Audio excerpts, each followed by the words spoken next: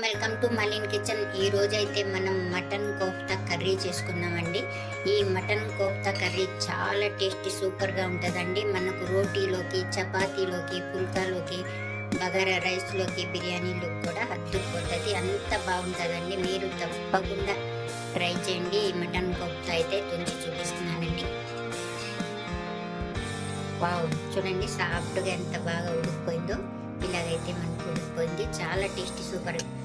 ఈ mutton kofta curry మీరు తప్పకుండా ట్రై చేయండి.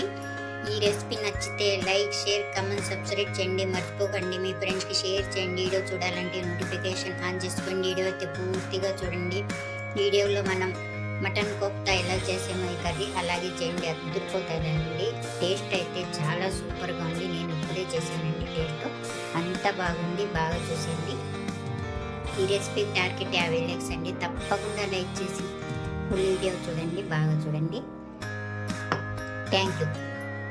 మనం కీమా అండి, నేనైతే మటన్ కీమా తీసుకున్నాను. ఒక 1/2 కిలో తీసుకొని శుభ్రంగా కడిగి నేను ఈ జల్లెల్లో పెట్టానండి. నీళ్ళన్నీ పోతాయి. మనం గట్టిగా ఇలాగ అనుకోవాలి. చూడండి, ఏదైతే లేవు. ఇప్పుడు మనం ఒక మిక్సీ జార్ తీసుకోవాలండి. మనం మిక్సీ జార్ తీసుకున్నాక మనం ఈ కీమా ఉంది కదా, ఈ మటన్ కీమాని మనం మిక్సీ జార్లో వేసుకోవాలి. వేసుకున్నాక కీమా ఇందులో వేసుకున్నాక ఇప్పుడు ఇందులోకి మనం చెంచా జీరా పౌడర్ వేసుకోవాలండి. అలాగే మనం 1/2 చెంచా పసుపు వేసుకోవాలి. అలాగే 1 చెంచా ధనియా పౌడర్ వేసుకోవాలి.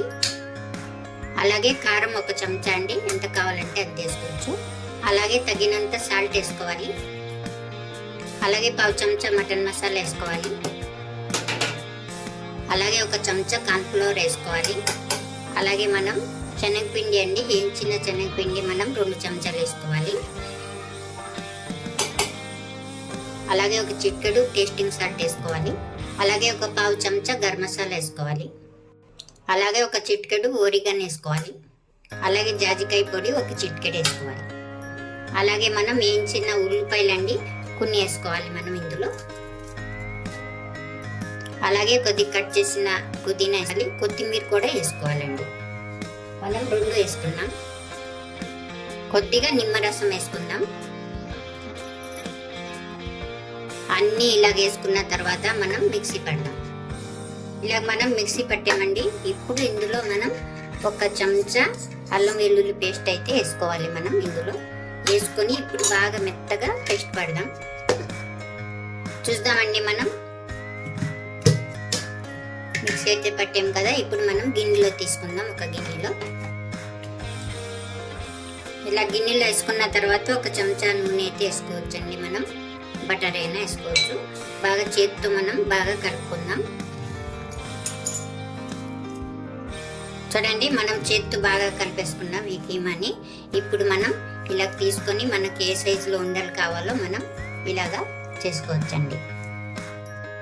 చూడండి, ఈ సైజులో అయితే చేసుకున్నాను నేను. ఉండలు తీసుకొని ఇలాగ ప్లేట్లో పెట్టుకుందాం. అన్నీ చేసేద్దామండి మనం అంతా. చూడండి, మనం అన్నీ చేసేసుకున్నాం. చేసుకొని ఇలా పెట్టుకోవాలి. ఇప్పుడు మనం కడాయి అయినా ఫ్రై పాన్ అయినా పెట్టి మనం బాగా నూనె వేసుకోవాలి. ఇందులో నూనె బాగా ఎడికిన తర్వాత మనం చేసి పెట్టుకున్నాం కదండి ఈ కోఫ్తా ఉండలు అయితే మనం ఈ నూనెలో వేసేసుకోవాలి. ఇలాగన్నీ వేసుకున్న తర్వాత 1 నిమిషం ఇటు కాలినాక అప్పుడు మనం తిరిగిస్తామండి. ఇప్పుడు మనం ఈ పక్క తిప్పుదామండి. ఇలా తిప్పుకుంటా కాల్చుకుందాం. ఈ పక్క ఆ పక్క ఈ పక్క తిప్పేమండి. మనం బాగా కలుపుకున్నాం. ఇలాగే 1 నిమిషం స్లో మంట మీద పెడితే లోపల దాకా ఎగుతాయి. కొద్దిగా ఒక 2 నిమిషాలు వేయించి తీసేద్దాం పక్కన. ఇలాగైతే ఎగిపోయిందండి. మనం తీసేద్దాం ప్లేట్లోనే. మళ్ళా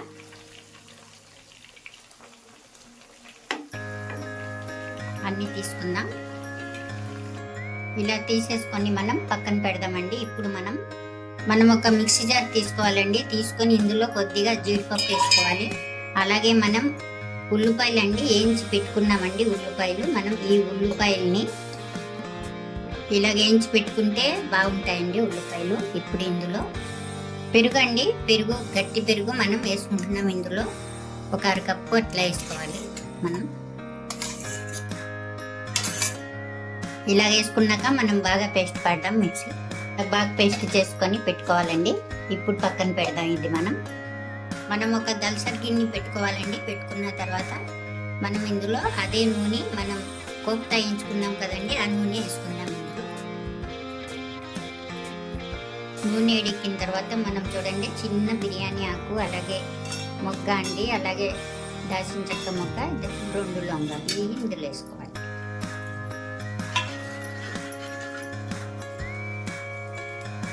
వేడెక్కిన తర్వాత 1 చెంచా అల్లం వెల్లుల్లి పేస్ట్ అయితే వేసుకోవాలండి. మనం 1 చెంచా కోఫ్తాలో వేసాం కదా, వాసన పోయేదాకా వేయించుకోవాలి, పచ్చి వాసన. ఇలాగ వేగిన తర్వాత మనం 1 టమాటా అండి, టమాటా నేను మిక్సీ జార్లో వేసుకొని పేస్ట్ చేసుకున్నాను, అదే ఇందులో వేసుకోవాలి. ఇలాగ వేగిపోయిన తర్వాత మనకు టమాటా అన్ని వేగిపోయింది చూసారా, మన నూనె కూడా బయటకు వచ్చింది. ఇప్పుడు మనం ఇందులో ఉల్లిపాయలు అన్ని పెరుగు వేసుకొని మనం పేస్ట్ చేసి పెట్టుకున్నాం కదండి మిక్సీలో, అది వేసేసుకుందాం ఇంట్లో.